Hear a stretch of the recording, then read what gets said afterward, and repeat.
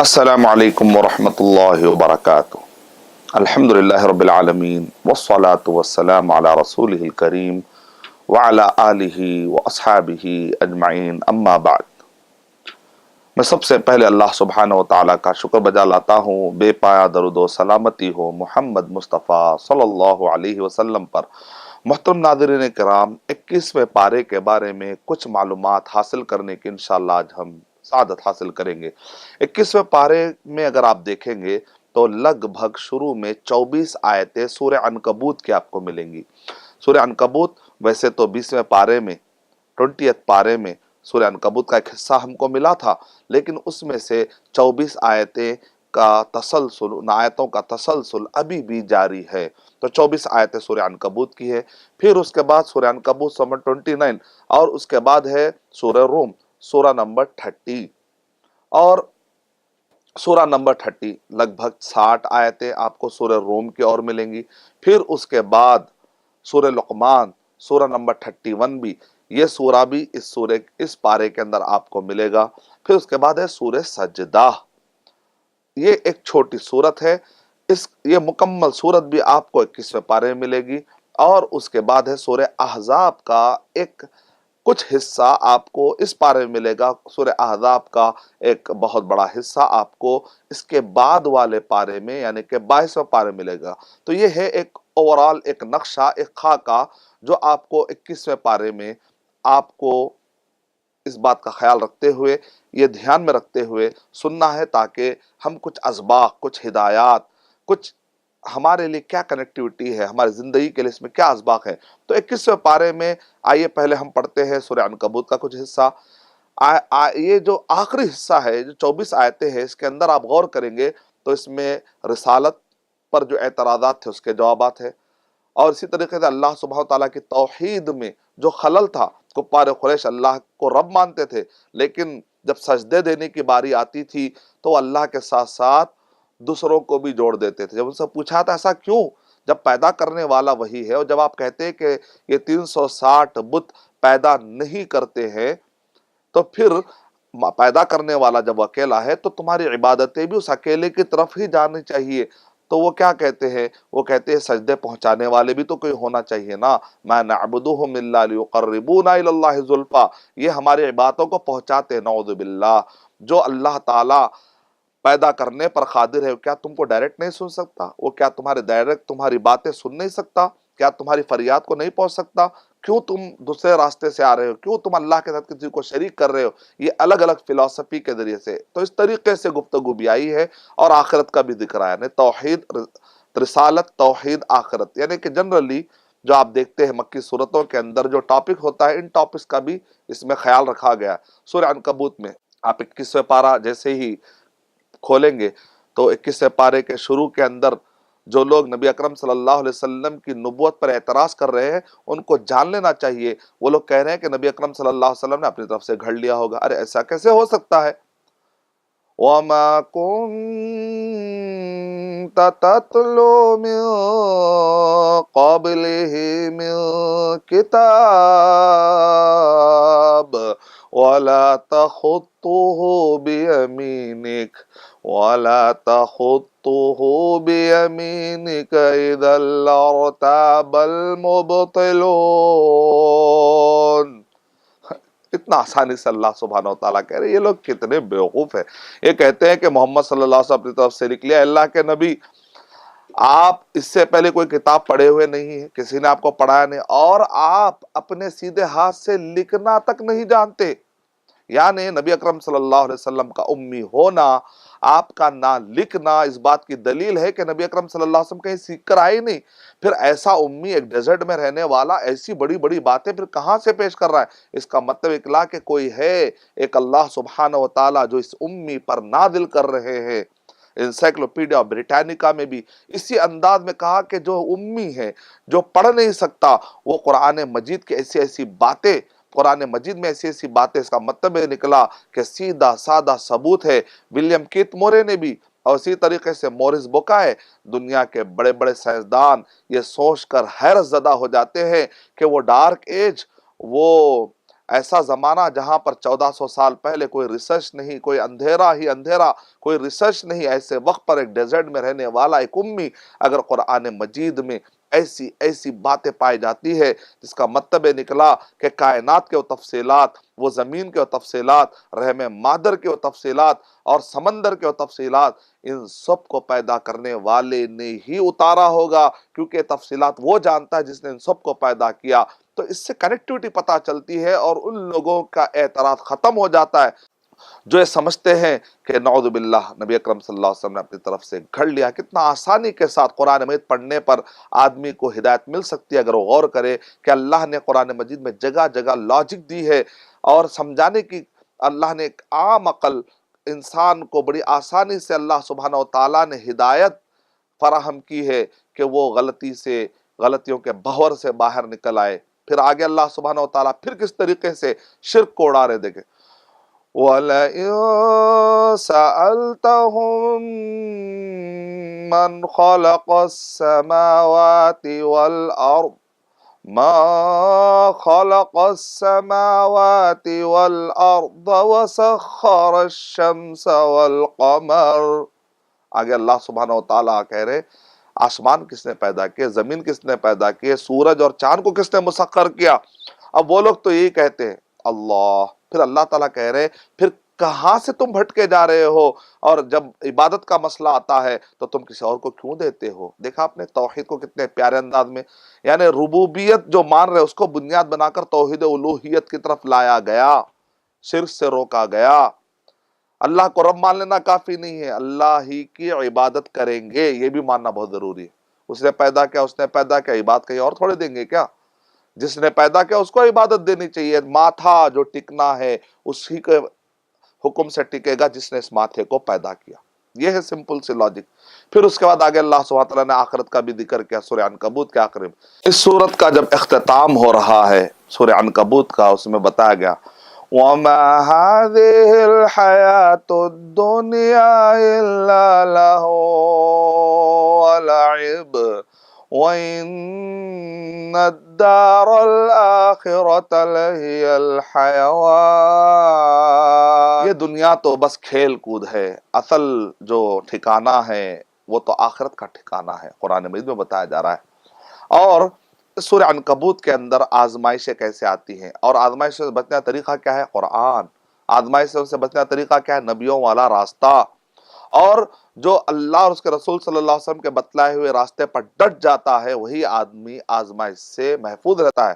اس عظیم نقطے پر آیت ختم ہوئی وَالَّذِينَ جَاهَدُوا فِينَا لَنَهْدِيَنَّهُمْ سُبُلَنَا وَإِنَّ اللَّهَ لَمَعَ الْمُحْسِنِينَ۔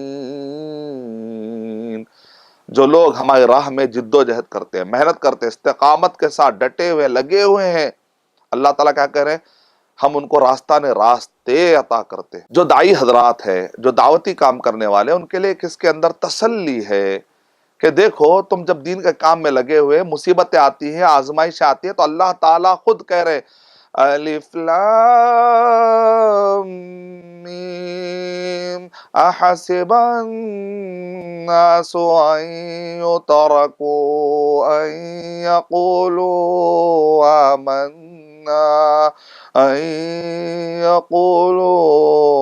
آمنا وهم لا يفتنون۔ کیا لوگوں نے سمجھ رکھا ہے کہ جب وہ کہیں گے کہ ہم ایمان لائے تو انہیں ایسے ہی چھوڑ دیا جائے گا؟ نہیں، اللہ اپنے چہیتے لوگوں کو بھی اللہ تعالیٰ قبول کرنے کے لیے، ان کے ایمان کو قبول کرنے کے لیے اللہ کا اپنا ایک ٹیسٹ لیتے ہیں اللہ تعالیٰ، اور کہتے ہیں یہ ٹیسٹ کرنے کے بعد دیکھتے ہیں کہ کوالٹی کنٹرول، واقعی اس کا ایمان کچا ہے یا کہیں منافقت تو نہیں ہے۔ لوگوں میں اس کی پول کھل جاتی ہے جس کا ایمان کچا ہوتا ہے اور لوگوں کو دھوکہ دیتا ہے۔ اللہ کا چاہنے والا لوگوں کے درمیان میں بھی قائم کر کے رہتا ہے، دیکھو میرے اللہ کی محبت، وہ ٹیسٹ میں پورا اترتا ہے۔ تو اللہ سبحانہ و تعالیٰ کیا کہہ رہے ہیں، ہم فتنہ کرتے ہیں۔ فتنے کا مطلب ہوتا ہے عربی زبان میں کہ جیسے سونے کو آگ میں تپایا جاتا ہے تو سونا کیا تھا، کندن ہو جاتا ہے، اس کی غلاظت، اس کی گندگی، اس کا جو میل ہے صاف ہو جاتا ہے، پھر اس کا کسوٹی پہ گھستے ہیں تو اصلی سونا پتہ چل جاتا ہے۔ تو اسی کو کہتے ہیں کسوٹی پر گھسنا۔ اور سونا جب تپش سے گزرتا ہے تو کندن بن جاتا ہے، اصلی سونے نکھر کے سامنے آ جاتا ہے۔ اسی طریقے سے مومن جب آزمائش کی بھٹی سے گزرتا ہے تو اس کے ایمان میں چمک آتی ہے، دمک آتی ہے، وہ ایمان الگ ہی انداز کا ہوتا ہے۔ وہ ایمان جو آدمی گھر میں بیٹھا ہوا، اس کو کوئی تکلیف نہیں آ رہی ہے، وہ بزدلی انداز میں بیٹھا ہوا ہے، کچھ دینی کام کرنے کے لیے ڈرتا ہے، اس آدمی کا ایمان اتنا کمزور ہو جائے گا آخری میں کہ وہ آدمی پریشان ہو سکتا ہے۔ لیکن جب وہ اللہ پر بھروسہ کرتا ہے، توکل کرتا ہے، اسلام کو پھیلانے کی کوشش کرتا ہے، لوگوں کو بتانے کی کوشش کرتا ہے، تو وقتیہ طور پر شیطان کو اچھا نہیں لگتا نا، تو وقتیہ طور پر جو دشمن ہے وہ تو پوری کوشش کرے گا۔ آپ کی خواہش یہ ہے کہ لوگوں کو جہنم سے بچانا، لیکن شیطان کی پوری کوشش ہے کہ آپ جہنم سے لوگوں کو نہ بچائیں۔ تو ایسے اوپر شیطان تو کچھ حرکت کرے گا، کچھ آپ کو ستائے گا۔ ایسے وقت پر ڈٹ کے رہنے سے انشاءاللہ اللہ کی مدد نہیں، مددیں آئیں گی، راستہ نہیں راستے کھل جائیں گے۔ لَنَهْدِيَنَّهُمْ سُبُلَنَا وَإِنَّ اللَّهَ لَمَعَ الْمُحْسِنِينَ۔ ہم راستے دیتے ہیں اور اللہ تعالیٰ کہہ رہا ہے ہم محسنوں کے ساتھ ہیں۔ تو اپنے آپ کو مسلم، مومن، محسن اونچے سے اونچے درجات میں لانے کی کوشش کرے، کیونکہ اللہ تعالیٰ جتنا ایمان بڑھے گا اتنا آپ کو چاہے گا انشاءاللہ۔ اس کے بعد روم، عربی میں کہتے ہیں، انگلش میں کہتے ہیں روم۔ روم کیا ہے؟ سعودی عرب کا جو رائٹ سائڈ اوپر کا ہے یہ فارس کا ایریا ہے۔ اس کے لیفٹ سائڈ میں اوپر آپ چلے جائیں گے اٹلی تک، روم۔ پرانے زمانے، آج کا روم تو بہت چھوٹا ہے، پرانے زمانے میں جو روم تھا وہ اتنی بڑی سلطنت تھی، 37 کنٹریز میں آج سپلٹ ہوا ہے، اتنا بڑا ایریا۔ ٹونیشیا، مصر، سوڈان، ایریٹریا، آپ دیکھ رہے ہیں پورا ویسٹرن سہارا تک، اور اوپر فرانس، یو کے، یہ جو آپ دیکھ رہے ہیں یہ پورے جو ایریا ہے روم تک، اٹلی تک چلے جائیں، پھر اس کے بعد آپ آتے جائیں رائٹ سائڈ کی طرف، جارڈن، سیریا، فلسطین، یہ سارے جو ایریا ہیں، آخر میں سیریا کی چونچ آ کر جو عراق کو لگ رہی، یہاں تک حکومت تھی، یہاں تھے فارس کی حکومت، یہ بھی بڑی حکومت تھی، 17 کنٹریز میں سپلٹ ہو چکا ہے، ازبکستان، پاکستان، افغانستان، یہ سب ہے۔ دونوں میں ہمیشہ لڑائی ہوتی تھی۔ اوپر سعودی عرب، یہاں پر لوگ کہتے تھے یہ سعودی، یہ بدو لوگ، یہ تہذیب و تمدن سے آ رہی، یہ لوگوں کو کیا ہے، یہ تو کچرا قوم ہے، ان کو نہ لڑنا آتا ہے، ہم بڑی طاقت ہے، ہم بڑی طاقت ہے، تہذیب و تمدن کے اعلیٰ شاخ، ان کو ایک غرور تھا، ایک تکبر تھا۔ تو اب یہ دونوں ہمیشہ لڑا کرتے ہیں، یہ چاہتے تھے کہ پوری دنیا میں چودراہٹ ان کی ہو، کبھی یہ چاہتے تھے کہ ان کی چودراہٹ ہو۔ یہاں پر عیسائیوں کا غلبہ تھا، یہاں پر پارسیوں کا غلبہ تھا، یہ دو خداؤں کو پوجا کرنے والے، خیر و شر، خیر و شر، اہرمن، ازدا، اور پارسی، صابی، صابی مانے تاروں کو پوجنے والے، اور پارسی جو تھے وہ مجوس، جس کو قرآن مجید میں کہا گیا آگ کی پوجا کرنے والے۔ تو یہ خیر اور شر، خیر کا خدا الگ، شر کا خدا الگ۔ اور یہ لوگ خیر کا سمبل کس کو بنائے تھے جانتے ہیں آپ؟ یہ لوگ تارے کو، وہ سمجھتے ہیں تارا چمک رہا ہے، معصوم ہے، لیکن آج کی سائنس نے پروف کر دیا کہ یہ تارے کے اندر ایسی سخت گرمی ہے کہ سورج سے بھی خطرناک گرمی پائی جاتی ہے۔ تو ان کے تصور میں جو تھا کہ تارا ایک ٹھنڈی چیز ہے، تو انہوں نے خیر کا خدا تارا کو بنایا، ایک سمبل دیا انہوں نے، اور شر کے خدا کو سمبل دیا انہوں نے سورج کو۔ لیکن آج کے سائنس کے اعتبار سے دونوں بھی گرم ہیں، تو پورے کا پورا نظام گر گیا، پورا عقیدہ گر گیا، پورے عقیدہ نان سائنٹیفک ثابت ہو گیا، نعوذ باللہ۔ اور روم کی جو سلطنت ہے وہ کیا کہہ رہے ہیں کہ تثلیث، تین ملا کر ایک خدا، حالانکہ عیسیٰ علیہ السلام نے کبھی ایسی تعلیم نہیں دی، نہ بائبل میں ایسا ملتا ہے۔ عیسیٰ علیہ السلام جب آئیں گے وہ خنزیر کو قتل کریں گے، صلیب کو توڑ دیں گے، اور اس وقت پر جو اچھے عیسائی ہوں گے سب اسلام قبول کر لیں گے۔ صحیح مسلم کی روایت سے پتہ چلتا ہے کہ قیامت کے قریب عیسائیوں کی کثرت ہو جائے گی، لیکن ابن کثیر رحمۃ اللہ علیہ نے روایتوں کو جمع کر کے یہ بھی ثابت کیا کہ ایک وقت آئے گا کہ روم کی جو سلطنت ہے پوری کی پوری اسلام قبول کرے گی دجال کے آنے سے پہلے، دجال کے آنے سے پہلے، یہاں تک کہ ثابت ہو چکے، یہاں تک کہ انہوں نے ثابت کیا ان کے ریسرچ اور تحقیق سے، ابن کثیر رحمۃ اللہ علیہ نے اپنی کتاب الفتن اور ملاحم کے اندر۔ تو بہرحال روم کے اندر آپ دیکھیں گے، روم کے اندر نشانیاں ہی نشانیات، لگ بھگ 7 مقامات پر اللہ تعالیٰ نے اپنے اللہ سبحانہ تعالیٰ نے خاص نشانیوں کا ذکر کیا۔ دیکھو ہماری نشانیوں میں سے یہ ہے کہ تمہارے جو الگ الگ زبانیں ہیں نا، یہ نشانیاں ہیں، اس کو آپس میں فخر کا ذریعہ نہ بنا لینا، اور تمہارے لیے الگ الگ جو رنگ ہے اس سے ایک دوسرے کے لیے فخر کا ذریعہ نہ بنانا۔ یہ سب رنگ دینے والا کون ہے؟ اللہ۔ تمہارے آپس میں جو جوڑے بنائے شوہر اور بیوی کے، اللہ۔ مودہ اور رحمہ ڈالا کس نے؟ اللہ۔ اور اسی طریقے سے آسمان کی یہ جو بجلیاں تم کو نظر آ رہی ہے، یہ جو نشانہ نظر آ رہی ہے، یہ سب اللہ سبحانہ تعالی کی طرف سے ہے۔ ویسے تم کو اگر اللہ نے کچھ چیز دی ہے، کسی کے اندر تم کمی دیکھ رہے ہو تو غرور اور تکبر مت کرو، یہ سب اللہ سبحانہ تعالی کے نشانیوں میں سے ہے۔ تو یہ سورہ آپ دیکھتے ہیں شروع ہوتے ہی اس کے اندر ایک عظیم پیشن گوئی، اکثر قرآن مجید کی صداقت کے لیے جو آیتیں سمجھانے کے لیے دعوتی میدان میں ہم استعمال کرتے ہیں نا، تو اس میں سے ایک آیت بڑی اہم آیت ہے کہ امور مستقبلیہ، یعنی مستقبل میں، فیوچر میں ہونے والے واقعات کو جو پیشن گوئی کے طور پر بتایا گیا اور وہ 100% ثابت ہوئی ہے، تو اس میں قرآن مجید کا میراکل، اس کو قرآن مجید کا معجزہ کہے، قرآن مجید کی حقانیت ثابت ہوتی ہے کہ الف لام میم۔ بسم اللہ الرحمن الرحیم۔ الف لام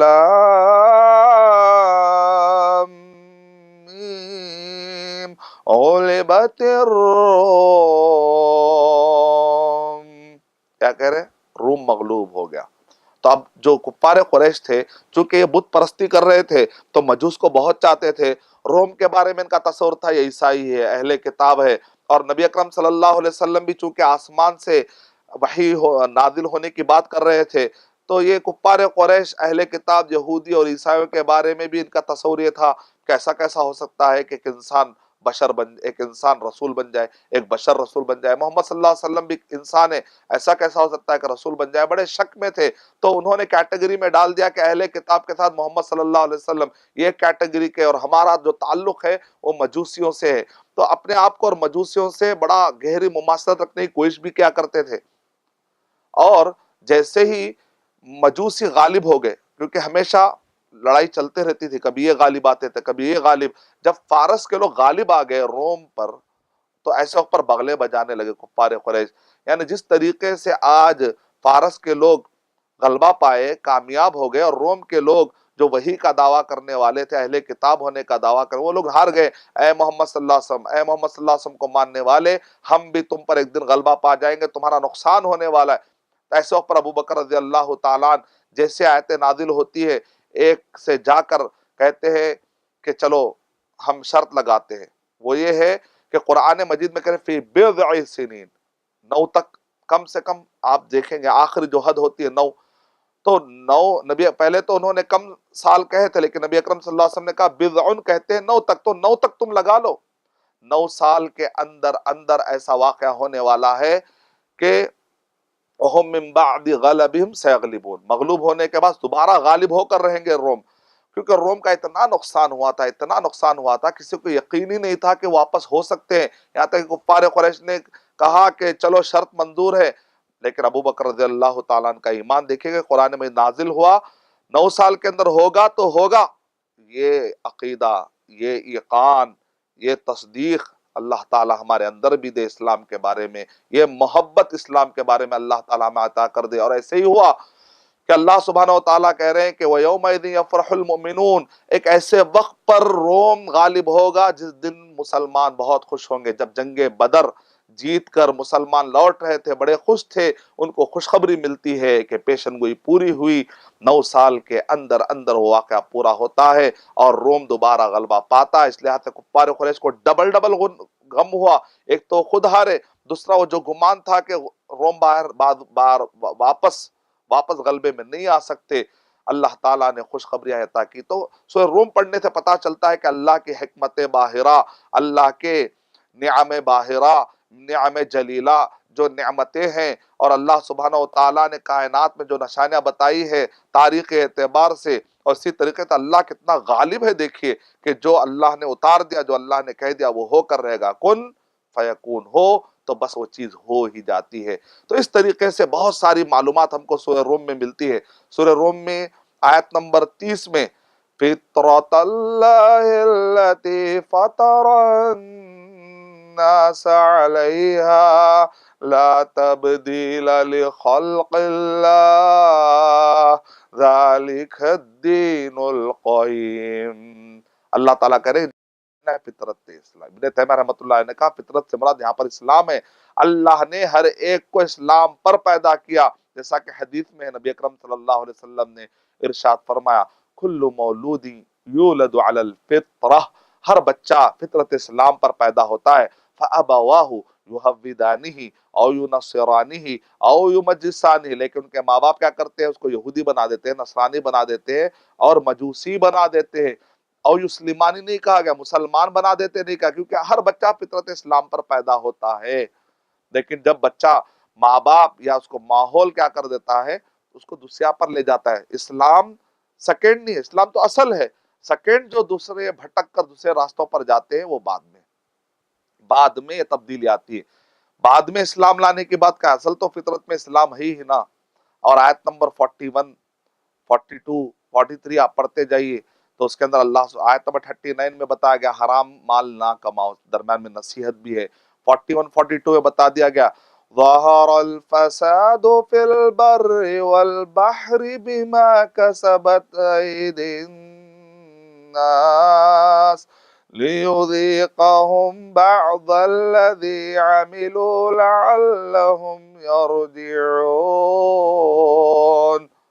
جب فساد ہوتا ہے، جب بندہ گناہ کرنا لگتا ہے سمندر میں یا خشکی میں، تو ایسے پر اللہ سبحانہ تعالیٰ کبھی کبھی اس کو اس گناہ کا مزہ بھی چکھا دیتے ہیں۔ اللہ حفاظ فرمائے۔ لذتیں ختم ہو گئی امجد، لذتوں کا عذاب باقی ہے۔ جو لوگ یہ کہتے ہیں، جو لوگ یہ سمجھتے ہیں کہ ہم گناہ کریں گے، اللہ چاہے تو بہت جلد یا دیر میں یا پھر آخرت میں اللہ تعالیٰ پکڑ سکتے ہیں۔ گناہ کرنے کے بعد، بڑے بڑے گناہ کرنے کے بعد ڈھیل کو یہ نہ سمجھو کہ اللہ نہیں دیکھ رہا ہے، نہیں، توبہ کرو، جلدی رجوع کرو، یہی بہتر ہے، ورنہ اللہ تعالیٰ اس کا مزہ بھی چکا سکتے ہیں۔ اور جیسا تم کھاؤ گے تو پھر ویسا پرائز بھی تو پے کرنا ہے۔ ہوٹل میں کھا کے نکل تو نہیں جا سکتے نا، جیسا کھاؤ گے، جتنا کھاؤ گے اتنا you have to pay the price. تو اسی طرح اگر ہم گناہ کرتے اور یہ سمجھتے ہیں کہ لذتیں گناہ ہیں، لذتیں ختم ہو گئی امجد، لذتوں کا عذاب باقی ہے، پھر اس کا عذاب بھی تو ملے گا نا۔ ایسی لذتیں کیوں جس کا عذاب ہم کو بھگتنا پڑے، نعوذ باللہ۔ تو سورہ روم کے اندر بہت ساری نشانیوں کے ساتھ ساتھ اللہ تعالیٰ نے جگہ جگہ توحید، رسالت، آخرت کے ذریعے سے پھر سے انسانوں کو اللہ تعالیٰ نے چیتوانی دی ہے۔ اللہ تعالیٰ نے آسان انداز میں بتایا ہے شاید کہ بندے سدھر جائیں۔ پھر اس کے بعد سورہ روم کے بعد آپ کو ملے گا سورہ لقمان، سورہ نمبر 31، سورہ لقمان، اور اس کے بعد ملتا ہے سورہ سجدہ۔ آپ جانتے ہیں سورہ مومن سورہ نمبر 40 کے بعد بھی حامیم سجدہ آتا ہے، وہاں تو علماء کرام مفسرین نے اس کو فرق کرنے کے لیے کہتے ہیں سجدۃ لقمان، یعنی سورہ لقمان کے بعد جو سجدے کا ذکر ہے، اور وہاں پر کہتے ہیں سجدۃ المؤمن، یعنی مومن کا سجدہ، لقمان کا سجدہ، یہ سمجھانے کے لیے، یعنی وہ سورہ جس کا نام سجدہ ہے، وہ جو سورہ لقمان کے ساتھ آئی ہے، وہ سورت جس کے نام میں سجدہ ہے، یہاں پر وہ سورت مراد ہے جو سورہ مومن کے بعد جس کا ذکر ہے۔ یہ سمجھانے کا ایک انداز ہے مفسرین کا، تاکہ لوگ آسانی کے ساتھ قرآن مجید کو سمجھتے رہیں۔ آپ غور کریے سورہ فرقان سے لے کر سورہ سجدہ تک آپ کو ایسا لگے گا کہ قرآن مجید پر جو اعتراضات ہو رہے تھے اس کو مختلف طریقے سے سمجھایا جا رہا ہے۔ کبھی جو انکار کرنے والے ان کو چیتاونی دی جا رہی ہے، ان کو وارننگ دی جا رہی ہے، نبی اکرم صلی اللہ علیہ وسلم کو تسلی دی جا رہی ہے۔ سابقہ قوموں نے وحی کے ساتھ، رسولوں کے ساتھ جو مس بہیو کیا تھا، جو برتاؤ کیا تھا، پھر اس کے ساتھ ان کا جو برا انجام ہوا، ان سب چیزوں پہ آپ غور کرتے جائیے تو سورہ فرقان سے لے کر سورہ سجدہ تک لگے گا آپ کو ایک ہی لڑی ہے، ایک ہی ٹاپک چل رہی ہے، پیرا الگ ہے، قومیں بدل رہی ہے، شکلیں بدل رہی ہے، کبھی آیات کونیہ ہے، کبھی آیات تاریخیہ ہے، کبھی تاریخ اعتبار سے سمجھایا جا رہا ہے، یہ آپ کو ملے گا۔ سورہ لقمان، چونکہ کفار قریش اپنے آبا و اجداد، آبا پرستی کو پر بہت زیادہ ان کو ناز تھا، وہ کہتے ہمارے آبا و اجداد ایسا بہت کیا کرتے تھے۔ تو لقمان علیہ السلام ان کے آبا و اجداد میں ایک بہت ہی محترم شخصیت تھی، تو لقمان صلی اللہ علیہ وسلم کے تعلیمات بتائی جا رہی، دیکھیں تم لقمان صلی اللہ علیہ وسلم کی عزت کرنے والے، اپنے آبا و اجداد کی عزت کرنے والے، ان میں ایک ایسا شخص بھی گزرا ہے جو شرک کے خلاف تھا، تم کیوں شرک میں پڑ گئے کفار قریش؟ اور اس کے بعد سورہ سجدہ. ویسے تو قرآن مجید میں بے شمار مقامات پر 15 لگ بھگ 15 مقامات پر سجدے کا ذکر ہے جہاں پر آیت آنے کے بعد آپ سجدہ کرتے ہیں. لیکن اس کو سجدہ کیوں کہا گیا؟ کیونکہ جمعہ کی فجر میں، جمعہ کی دن فجر کی نماز میں سورہ سجدہ پڑھتے ہیں. تو گویا کہ سب سے مشہور سجدہ کون سا ہے جس کو سب لوگ جانتے ہیں؟ ہاں اس سورے میں سجدہ ہے، اس سورے میں سجدہ ہے. کیونکہ جمعہ کی مناسبت سے جب امام صاحب پڑھتے ہیں تو سب سے زیادہ مشہور، سب کو جو معلوم ہے، اشہرھا و اخصرھا، سب سے مشہور صورت ہے اور سب سے مختصر اختصار کے ساتھ سجدے، جس صورت میں سجدہ آیا ہے وہ یہ سورہ ہے. تو اس وجہ سے اس کا نام سورہ سجدہ پڑا. ایسے کئی وجوہات ہے اور اس کے اندر سجدے کا بھی خاص طور سے ذکر آیا ہے. یعنی مطلب یہ ہے کہ سورہ لقمان اور سورہ سجدہ میں مختصر طریقے سے یہ ہمارے لیے سبق ہے کہ دیکھو اے یہودیو، جب تورات نازل ہوئی موسیٰ علیہ السلام پر، تم نے نافرمانی کی، تو تاریخ میں جب جب تم نے تورات کی مخالفت کی تو تم ذلیل و خوار ہو گئے. تو بالکل اسی طریقے سے آج اے کفار قریش، اگر قرآن مجید نازل ہو رہا ہے اور تم بے حرمتی کر رہے ہو، محمد صلی اللہ علیہ وسلم کے ساتھ ادب کے ساتھ پیش نہیں آ رہے ہو، تو تمہارا انجام بھی کیا ہو سکتا ہے، سمجھ جاؤ. یہ ایک انداز ہے سورہ سجدہ میں. سورہ لقمان کے اندر آپ دیکھتے ہیں لقمان علیہ السلام نصیحت کر رہے ہیں. اس کے اندر بھی نعمتوں کا بہت زیادہ ذکر ہو رہا ہے. اس کے اندر لقمان صلی اللہ علیہ وسلم کی نصیحتیں ہیں. لقمان صلی اللہ علیہ وسلم نے عقیدے کی اصلاح کے بارے میں کہا، عبادات کی اصلاح کے بارے میں کہا، ایکٹیویٹیز، امر بالمعروف اور نہی عن المنکر، یعنی آدمی کے معاملت داری اور زندگی کے شؤون میں، سوشل ایکٹیویٹیز میں امر بالمعروف اور نہی عن المنکر کا بڑا رول ہے، جس سے کہ سوسائٹی جمی ہوئی رہتی ہے. اور اخلاقیات دیکھیں، آپ پڑھیے کیسے آپ کو لگے گا. لقمان صلی اللہ علیہ وسلم کہہ رہے ہیں کہ اذ قال لقمان لابنه وهو يعظه يا بني لا تشرك بالله ان الشرك لظلم عظیم. اے میرے بیٹے، اللہ کے ساتھ کسی کو شریک نہ کرنا، بے شک شرک بہت بڑا ظلم ہے. ظلم وضع الشیء فی غیر محلی، جس چیز کو جہاں پر نہیں رکھنا ہے وہاں رکھ دیں گے تو یہ ظلم ہو گیا. جوتا پیر میں ہونا چاہیے، ٹوپی سر پہ ہونی چاہیے. لیکن اگر کوئی آدمی ٹوپی پیر میں رکھ لے، جوتا سر پہ رکھ لے، تو کہیں گے یہ آدمی جو حکمت سے آ رہی ہے، عقل نہیں ہے، اس کو بے عقل والا کام کر رہا ہے. تو حکمت کے مقابلے میں جو ورڈ آتا ہے ظلم، عدل کے انصاف کے مقابلے میں جو ورڈ آتا ہے ظلم. عدل اور حکمت کا مطلب ہے وضع الشیء فی محلی، جہاں جس کو جہاں رکھنا ہے عدل و انصاف کے ساتھ وہاں رکھ دو. جس چیز کو اس کی جگہ سے ہٹا دیتے ہیں، مخلوق کے چیزیں، خالق کی چیزیں مخلوق کو اگر آپ دیں گے تو ایسے جیسے کہ آپ نے پیر کا جوتا سر پہ رکھ لیا، نعوذ باللہ. اور اللہ اس کے بعد والدین کی اطاعت پر ابھارا جا رہا ہے. والدین اگر شرک پر بلائے تو ان کی اطاعت نہیں کرنا ہے، وہ بتایا جا رہا ہے. اس کے بعد بچے کو پروگرام کیا جا رہا ہے، اس کو کہتے ہیں فکری تربیت. اکثر ہم کیا کرتے ہیں، جسمانی تربیت، نماز کو لاتے ہیں، بعد میں بچہ پھر نماز چھوڑ دیتا ہے. کیوں؟ اس لیے کہ آپ نے جسمانی ٹریننگ دی، اس کی فکر نہیں بنائی. بچے کے دماغ میں فکر یہ بنائے کہ دیکھو اللہ دیکھ رہا ہے. اگر تم کچھ بھی کرو گے نا تو اللہ سبحانہ و تعالیٰ قیامت میں لا کے رکھ سکتے ہیں. تو بچے کو بتایا جائے کوئی ہے، someone is watching، یہ تصور ہونا چاہیے. یا بنی انہا تک مثقال حبۃ من خردل فتکن فی صخرة او فی السماوات او فی الارض یأت بها اللہ ان اللہ لطیف خبیر. یعنی آسمانوں میں، پہاڑوں میں، زمین میں کہیں بھی چھپ کر کرو گے تو قیامت میں اللہ لا کر رکھ سکتا ہے، کیونکہ وہ لطیف ہے، باریک سے باریک چیزوں کی خبر رکھنے والا ہے، اور باریک بھی ہے اور خبر رکھنے والا ہے. یا بنی اقم الصلاة وأمر بالمعروف وانہ عن المنکر واصبر على ما اصابک ان ذلك من عزم الامور. ماں باپ کو چاہیے کہ سورہ اپنے بچوں کو لے کر پڑھے۔ لقمان علیہ السلام اپنے بچے کو انکلکیٹ کر رہے ہیں، بچے کے پروگرامنگ کر رہے ہیں، اس طریقے سے دین اعتبار سے پروگرامنگ کرے، یہ آپ کے لیے بہتر، اچھا بیج ڈالیں گے تو اچھا پودا نکلے گا۔ آگے جو ہے بتایا جا رہا ہے کہ تمہاری آواز کیسی ہونی چاہیے، اکڑ کے بات نہیں کرنا چاہیے، گردن کو نہیں اکڑنا چاہیے۔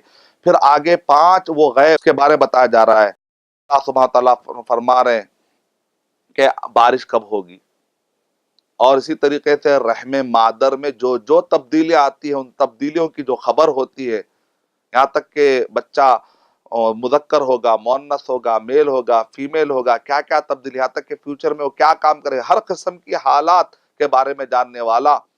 اور ایک انسان کل کے دن کیا ہونے والا ہے، قیامت کب آنے والی ہے، وہ آدمی کو رزق کب ملنے کا، کل کے دن کہاں سے ملنے والا ہے اور کہاں اس کی موت آنے والی ہے، سارے جو تفصیلات ہے سورہ لقمان میں بتائے گئے۔ یعنی کہ سورہ لقمان میں یہ واضح طور پر نصیحت کر دی جا رہی ہے کہ دیکھو تم ہے کہ اللہ کو چھوڑ کر کسی اور کے لیے شرک کر رہے ہو اور کے باتیں کر رہے ہو، جبکہ وہ سارے حقوق تو اللہ کے تھے، جبکہ اللہ تعالیٰ یہ کرنے والا، اللہ سبحانہ تعالیٰ اتنا پاورفل، تاریخ اعتبار سے بھی سمجھا گیا، نشانیاں دے کر بھی سمجھا دیا گیا۔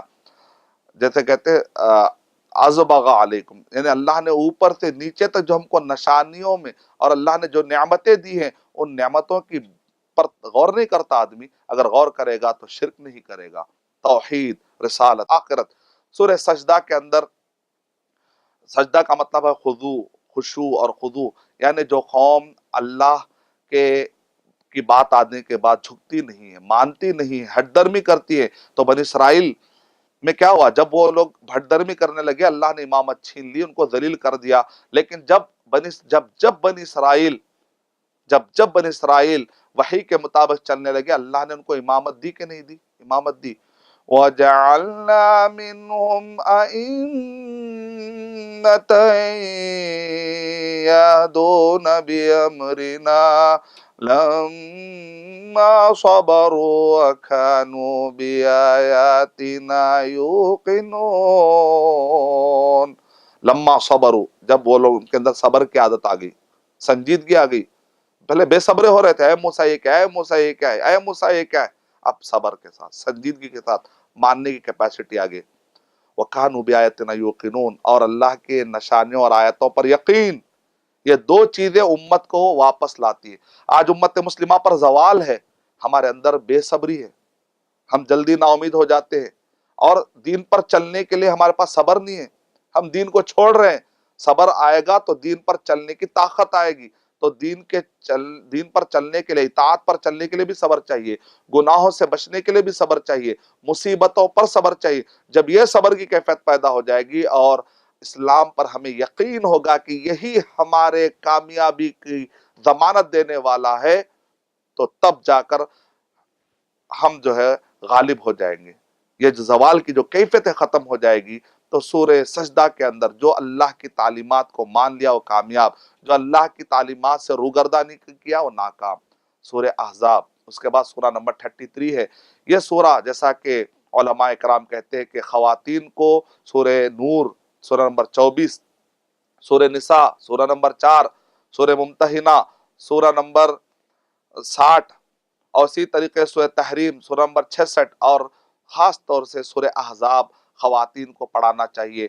اور گھریلو اعتبار سے، معاشرتی اعتبار سے اس میں کافی مسائل ہیں، پردے کے مسائل ہیں، محرم اور غیر محرم کے اس کے اندر مسائل ہیں، نبی اکرم صلی اللہ علیہ وسلم کے گھر میں داخل ہونے کے آداب بتائے گئے ہیں، اسی طرح کہیں کسی گھر میں دعوت کے لیے جاتے ہیں تو کیسے اٹینڈ ہونا چاہیے، اور ان دعوت میں جاتے ہیں تو پھر کیا پکا ہے وہاں پر جھانک جھانک کر دیکھنا نہیں چاہیے، اور اسی طرح گھر میں جب جائیں تو پردے کا خیال رکھے، پردے کے پیچھے سے ہر چیز مانگنے کی کوشش کرے، ایسا نہ ہو کہ بے پردگی کرنا شروع کر دے، نعوذ باللہ۔